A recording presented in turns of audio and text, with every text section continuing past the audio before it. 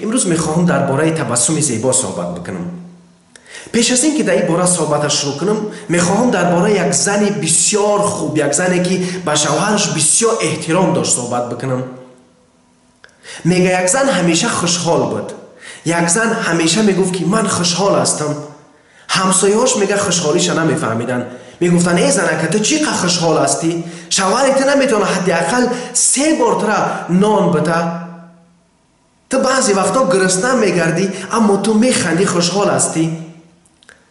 میگه زنک با خوشحالی جواب داد، گفت که شوهری من نمیتونه که مرا 3 وقت نان بده. شوهری من نمیتونه که برای من خانه کلام بخره، ماشین بخره، تیرا بخره. اما شوهری من تبسم زیبا داره، اما شوهری من خنده زیبا داره، اما شوهری من اخلاق زیبا داره. وقتی که من گرسنه هستم، وقتی که شوهرم میبینم با اخلاق زیباش، همین گرسنگی از یاد من میره. ما چنین مادرها زیاد داریم در تاجیکستان. من میدونم زیاد مادرها، من میدونم مادرها را که شوهراشون از دنیا گذشتن، سالها بدون شوهر به خاطر فرزنداشون با تبسم زیباشون فرزنداشون را بزرگ کردن و امروز فرزندهای اونا در جامعه خدمت میکنن. دوستان عزیز، من خاکی پای هر یکی شما هستم. اما امروز وقتی که از خواب بیدار شدم خواستم که برای شما درباره تبسم زیبا صحبت بکنم. یک تبسم زیبا میتواند که دشمن دوست بکنه. عمر انسان مثل همین برگ‌هایی که زرد شدن ریختن مثل همان است. یک روز تیرماه ما و شما میآید، یک روز ما و شما این دنیا را خی میگیم میریم.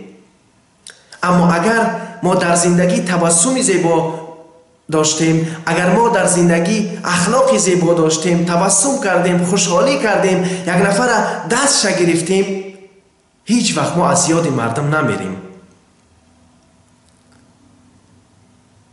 مقصد ما چی است عزیز خانه و دوستای عزیز؟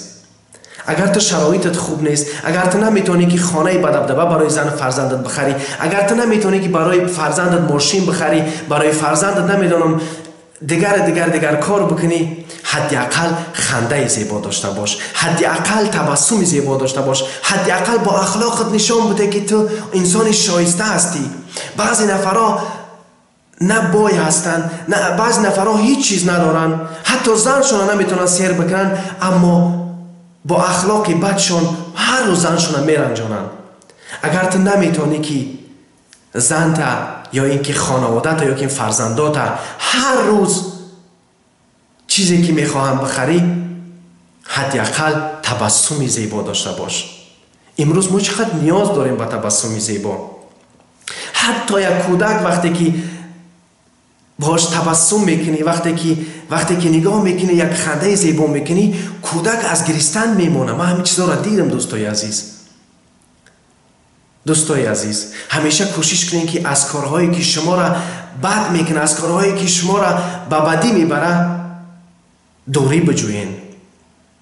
هر یک نفری که فکر داره و در این صبح، در این وقتی که تازه نماز بامداد خواندیم، در این وقتی که برکت خداوند در ریختن است، کامنتاری های خودتان بنویسین و فکر اندیشه خودتان بنویسین. شما چی فکر دارین در این باره؟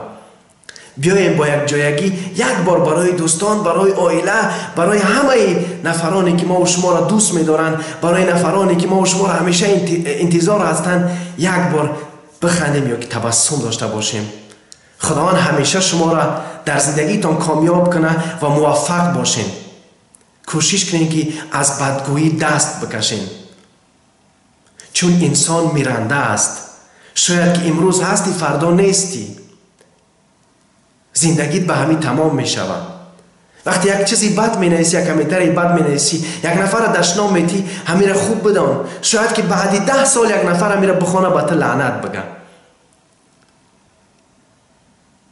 به همون خاطر کوشش کنین که تبسم زیبا داشته باشین، اخلاق زیبا داشته باشین.